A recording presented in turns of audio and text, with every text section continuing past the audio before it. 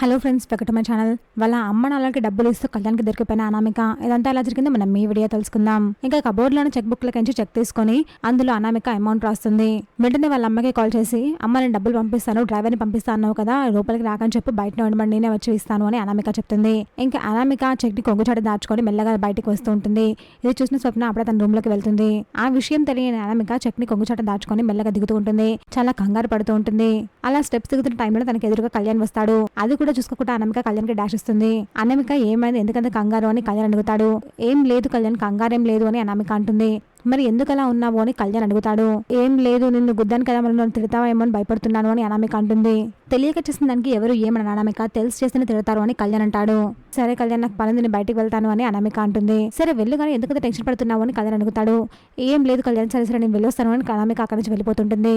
పైనుంచి స్వప్న ఇదంతా చూస్తూ ఉంటుంది. అమ్మో, దీనికి దొంగ బుద్ధి కూడా ఉందా అని స్వప్న అనుకుంటూ ఉంటుంది.